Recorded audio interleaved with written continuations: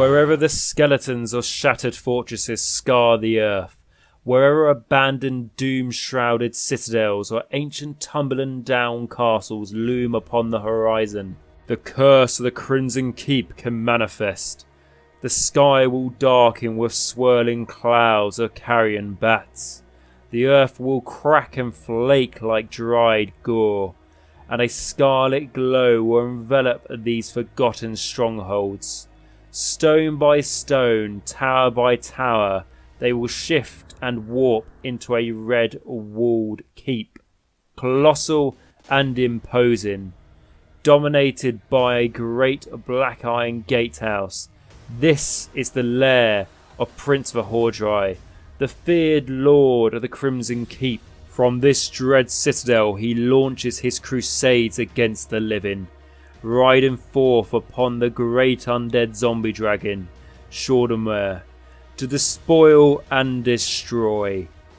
Hordrei is the first amongst Blood Knights, venerated as nothing less than a saint of slaughter by these undead cavaliers. His crusades of blood are the stuff of legend amongst their knightly order. Many Blood Knights still regard it as a pilgrimage to seek out the Crimson Keep and feast on the blood of worthy foes at the prince's side. Yet Hordrei is as much a prisoner as he is a conqueror, for the road that led to his tragic tale starts in the Age of Chaos, when the times were darkest, when Nagash's physical form was shattered by Archaon, and the forces of chaos overran Shyish. Hordrei saw an opportunity to be rid of the great necromancer. In Nagash's moment of weakness, the vampire sought to steal away what remained of his form, and to hurl that ragged remnant through the corrupted realm gate of Yugoan. His plan was to let the dark gods feast on the essence of Nagash, if they so desired. This time there would be no resurrection for the god of death. It was Arkhan the Black, loyal as ever to his deathless master, who foiled Hordrei's plans, defeating the treacherous vampire's armies and entombing him in a coffin made from Shyishian realm stone.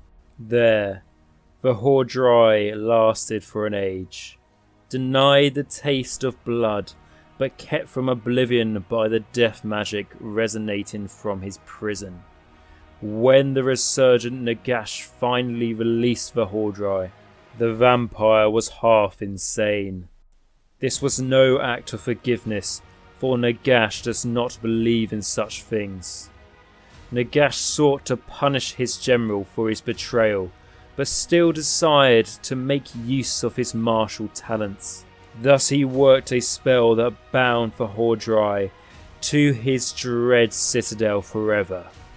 Though the Crimson Keep could emerge in any corner of the realms sufficiently saturated in death magic, its Castellan would be condemned to its agonizing final death if he strayed from its walls for more than a day. In this way, Hordrei could be kept on a short leash by Nagash. Hordrei rages at his bondage even as he delights in bringing ruin and death to the great necromancer's enemies. He is Nagash's armoured fist, a blunt instrument of death who rides forth with a Blood Knight retinue to slaughter and terrorize those who displease the god of death. And that is my short lore video. Now, first thing I want to quickly say is that I think mostly for the video I was pronounced as Prince Hordrei. It may be Prince Hordrei, or I may actually be pronouncing it as both and not realising. So I was doing that, apologies, but I don't really care. It's a made up name, I don't really care how it is pronounced. But I hope you enjoyed the video anyway. Prince Hordrei, however you pronounce it, he is quite interesting because when he came about, he doesn't have a new model, he's not a character. Model doesn't have his own unique model. It was when the Legion of Nagash Battletome came out, they decided to make the Vampire Lord and Zombie Dragon I think if you don't give him the helmet, he is then Prince Vhordrai. Doesn't really matter if you give him the helmet or not. You just have to say what he is on the table. In the game, a lot of people will say that a normal vampire lord and a zombie dragon is better than the prince. However, what's something I've been looking at lately, if I was to take a Legion of Blood list or just a list that had quite a few vampire lords in it, especially vampire lords and zombie dragon, if you've got more than one vampire lord and zombie dragon, the prince isn't a bad thing to put in the list. Yeah, he's expensive and you could have another, vampire lord and zombie dragon instead. But his command ability to make things be able to attack in the hero phase and stuff means he can pair up quite nicely with the vampire lord and zombie dragon. So I don't want to say that name again and again because I feel I'm going around in circles. However, what I'm trying to say is when you first read the War Scrolls and look at the points difference and think, well, I can give this guy an artifact and everything, you may think that, why'd you take the prince because he can't take an artifact? I think he's still 20 points more expensive than the vampire lord and zombie dragon. But if you've got more than one, you can look at it and see that actually there's a reason why you would take the prince. He's not just a named character that never sees any time on the table. He can be useful.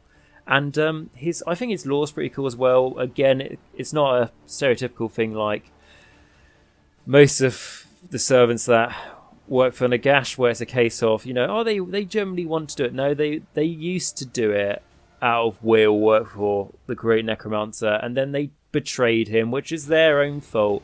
And then they got punished, so they have to serve Nagash against their own will.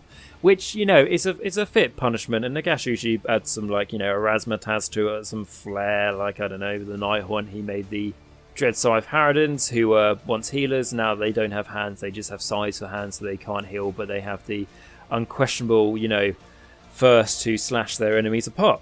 In this case, with the prince, Nagash has decided to make him half insane. It's all swings and roundabouts really, but he's still very powerful on the table. If you want to really lean into the theme with him, with his lore, there is actually a battalion you can take, which is called Castellans of the Crimson Keep. So essentially what that is you have the prince himself, and then you have 3 or more units of Blood Knights. The biggest problem here is if you're not doing conversions or proxies, Blood Knights are very expensive to get. That's personally why I don't have any. And it's not the most powerful battalion, but to be honest, none of the battalions in the Legion of Nagash book I think are particularly good. Some are a bit more viable than others, like maybe the Death March, but most of them are not as good. The Arcan's one's alright. But anyway, what I'm trying to say is if you want to use the lore behind the prince and try and put it onto the table, the whole Crimson Keep, you can do it through this battalion, which it reflects quite nicely. But anyway guys, I feel like I'm rambling long enough now for a short lore video, but I hope you enjoy this video. I know it's a little bit shorter, but there's not as much lore for Prince Vhordrai compared to some other characters I have reviewed. But nonetheless, like I say, I hope you enjoyed it. If you did, please smash that like button and that subscribe button if you haven't already. Massively helps the channel. It's absolutely free to do so. If you've got any questions or anything you like to say about the prince, let me know down below. If you would like to comment that I've been saying Hordrei or Hordrei wrong, you can do that as well if you like, but I've already clarified that as I knew that would come up. But I also want to do a shout out to the patrons as well, who you can probably see on the screen now. Absolutely fantastic people. Because of their support, they make this channel possible.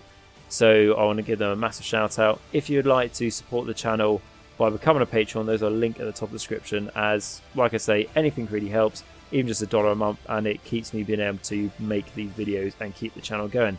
And with that, guys, I'm going to thank you again for watching this. I'm going to say until next time, remember to stay safe, hygienic, everything else. And of course, remember, Nagash is all, and all is one in Nagash.